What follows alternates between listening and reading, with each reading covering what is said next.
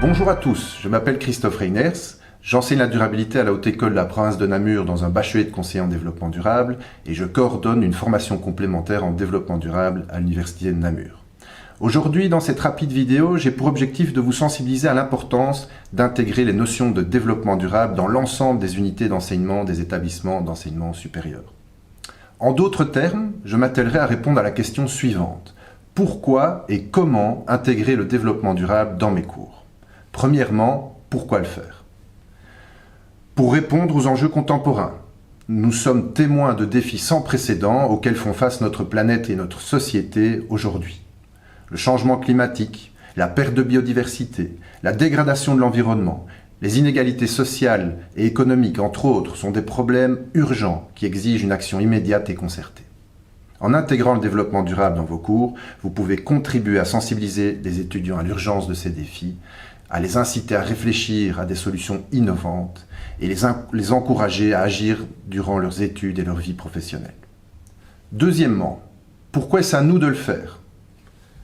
Pour répondre aux missions qui incombent aux établissements d'enseignement supérieur, dans le cadre de leur mission d'enseignement, les établissements d'enseignement supérieur en Fédération Wallonie-Bruxelles ont notamment pour objectifs fondamentaux d'encourager les étudiants dans leur rôle de citoyens responsables, aptes à contribuer au développement d'une société démocratique, diversifiée et solidaire, et de favoriser l'autonomie des étudiants, notamment en développant leur curiosité scientifique et artistique, leur sens critique, ainsi que leur conscience des responsabilités et devoirs individuels et collectifs. Intégrer le développement durable dans les programmes d'études encourage l'innovation et stimule la créativité des étudiants. En comprenant les défis et les opportunités liées au développement durable, les étudiants sont mieux préparés à développer des solutions novatrices et durables, ce qui peut renforcer leur attractivité auprès des entreprises et des organisations dans un monde où la durabilité devient de plus en plus importante. Les programmes d'études doivent évoluer pour être en phase avec les besoins sociétaux actuels. 2. Parce que nous disposons d'un rôle privilégié auprès des étudiants. Dans la littérature scientifique, c'est ce que certains appellent la position du messager, qui constitue une variable importante dans la transmission de l'information, car elle est capable de faire évoluer les perceptions. Beaucoup de jeunes sont particulièrement sensibles à cela et accordent différents niveaux de confiance aux divers types de messagers. Le fait qu'un professeur croit dans la réalité des changements climatiques est un facteur prédictif important dans la croyance d'un élève. 3. Pour faire évoluer l'environnement social des jeunes, celui-ci constitue un déterminant majeur dans l'engagement des jeunes. Les normes que cet environnement produit ont une force d'autant plus importante chez de nombreux jeunes que ceux-ci se trouvent à un stade de développement où ils cherchent à obtenir de leur environnement, et principalement de leurs pairs, des confirmations ou infirmations sur les comportements adoptés, voire de la reconnaissance. Lorsque les jeunes sont entourés par une famille, des amis ou des professeurs qui reconnaissent la réalité des enjeux, ils sont non seulement plus à même de les reconnaître eux-mêmes, mais surtout plus à même d'agir. Troisièmement, je comprends les enjeux et je le fais déjà, et pourtant ça ne marche pas. Pourquoi ? Ce constat est déjà partagé par de nombreux membres de la communauté enseignante. Nombreux sont ceux qui, à leur niveau, intègrent des concepts, organisent des événements, travaillent sur la pensée critique, avec plus ou moins de réussite. En effet, si les jeunes expriment souvent le désir d'être sensibilisés au développement durable et de s'engager dans des activités liées à cette cause, on peut parfois remarquer un manque d'investissement et de présence sur le terrain. Cette situation frustrante peut s'expliquer par différents facteurs. 1. Le manque de temps. La mission première des étudiants est d'étudier. Les jeunes peuvent être très préoccupés par leurs études, leur emploi, leur engagement social et leurs loisirs. Ils peuvent trouver difficile de trouver du temps pour participer à des activités supplémentaires liées au développement durable. Leur demander une implication volontaire supplémentaire peut se révéler très compliqué. 2. Le manque de motivation. Bien que les jeunes puissent s'exprimer un intérêt pour le développement durable, ils peuvent ne pas ressentir une motivation suffisante pour s'impliquer activement dans les activités liées. Cela peut être dû à un manque de compréhension de l'importance ou de l'urgence de la question, ou à des préoccupations plus immédiates qui prennent le dessus. Ceci sera rediscuté dans le point suivant consacré à la distance psychologique. 3. Le manque d'engagement continu. Parfois, même si les jeunes participent initialement à des activités liées au développement durable, le manque d'engagement continu ou de résultats empiriquement observables peut entraîner un désintérêt progressif. Il est essentiel de maintenir leur motivation via la mise en place d'actions concrètes et de preuves de la prise en considération de leur investissement. ce qui n'est pas toujours facile à faire, surtout compte rendu du turnover naturel des étudiants, maximum 5 ans dans un établissement. Faut-il pour autant considérer que cela est peine perdue? Sûrement pas.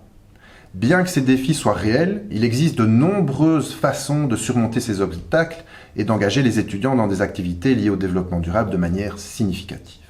En encourageant activement la participation des étudiants et en leur offrant des opportunités concrètes de s'impliquer, les institutions éducatives peuvent jouer un rôle crucial dans la formation de la prochaine génération d'acteurs conscients et engagés en matière de développement durable.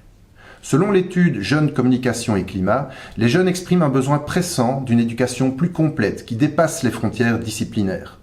Ils soulignent également la nécessité d'un enseignement plus engageant, qui les encourage à agir concrètement.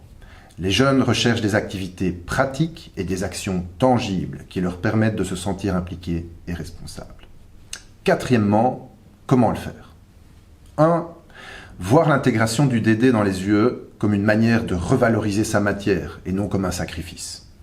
Plutôt que de considérer l'ajout du DD comme une charge supplémentaire ou une contrainte nécessitant la suppression de certains contenus, il s'agit de le percevoir comme une opportunité d'enrichir et de revitaliser son cours. Pour ce faire, il n'est toutefois pas nécessaire de supprimer certaines parties de la matière pour faire de la place au développement durable, ni de revoir intégralement le contenu des cours qu'on dispense. Une première étape est sans doute de prendre conscience de ce qui est intégré déjà en termes de DD. Le concept de développement durable comprend un ensemble d'éléments qui dépassent stricto sensu le réchauffement climatique et la biodiversité, si bien qu'il est fort à parier que chaque enseignant aborde déjà, ne fût-ce que partiellement, l'un de ces aspects. Des illustrations concrètes seront apportées dans les vidéos suivantes. 2. Privilégier l'intégration des concepts dans les cours plutôt que de créer une UE transversale. Évidemment, les deux options sont complémentaires et gagneraient à être implémentées toutes les deux. Mais intégrer le développement durable de manière transversale dans tous les cours rend le sujet plus concret. Il facilite la compréhension de son importance dans les différents contextes. Les étudiants peuvent ainsi voir la pertinence du concept de développement durable et l'intégration de ses composantes dans leur domaine d'études, ce qui renforce leur motivation à s'impliquer activement dans cette cause. En exposant les étudiants à ces concepts dans divers contextes académiques, cette approche les prépare mieux à aborder les défis complexes et interdisciplinaires du monde réel. Cela permet également de montrer l'imminence de la problématique et permet de la mettre régulièrement à l'ordre du jour au cœur des discussions. Cela contribue à faire évoluer l'environnement social des jeunes. 3. Les impliquer plutôt que de théoriser. La relation entre les connaissances personnelles et l'action n'est pas formellement établie. Être informé au sujet des changements climatiques ne garantit pas une action présente ou future en faveur du climat. Selon Edgar Morin, la seule présentation d'une série de faits ou de connaissances scientifiques en lien avec les changements climatiques ne suscite pas directement, ou alors très peu, un engagement authentique des élèves à l'égard de l'environnement. L'idée derrière ce concept n'est pas spécialement d'organiser une activité ou un événement, mais de mettre en pratique, de proposer une démarche exploratoire, de faire réfléchir à des situations concrètes. Des exemples seront présentés dans les prochaines vidéos. 4. Réduire la distance psychologique. Il existe chez de nombreux jeunes une distance psychologique face aux réalités des changements climatiques qui les incite à se déresponsabiliser de l'action au profit d'autres entités ou classes d'âge. Ce sentiment les porte, par exemple, à reformuler des recommandations dont ils ne seraient pas directement responsables. Ainsi, lorsqu'on leur demande d'évoquer de potentielles solutions concrètes au changement climatique, ils invoquent souvent la réduction de la pollution générale et la plantation d'arbres. Deux solutions qui les distancient d'une action individuelle. Cette distance psychologique est renforcée par la communication des médias et du monde politique. Travailler sur des études de cas, par exemple, en lien avec leur vie quotidienne ou leur futur métier, permettra de leur faire prendre conscience que ces questions les concernent directement. En conclusion, l'intégration des principes du développement durable dans toutes les unités d'enseignement est une approche essentielle pour préparer efficacement les étudiants à relever les défis complexes de notre époque. En favorisant une cohérence et une continuité dans l'apprentissage, cette démarche permet non seulement une meilleure compréhension de l'application du développement durable dans divers contextes, mais aussi le développement de compétences transversales cruciales, telles que la pensée critique et la résolution des problèmes. De plus, en favorisant une culture institutionnelle axée sur le développement durable, elle normalise la sensibilisation à ces enjeux et les pratiques durables. Elle encourage également l'engagement des étudiants, les préparant ainsi à devenir des acteurs proactifs dans la construction d'un avenir souhaitable. En intégrant le développement durable de manière transversale dans chaque unité d'enseignement, les établissements d'enseignement supérieur jouent un rôle crucial dans la création d'une génération consciente, engagée et compétente pour relever dans tous les domaines les défis du XXIe siècle. Je vous remercie.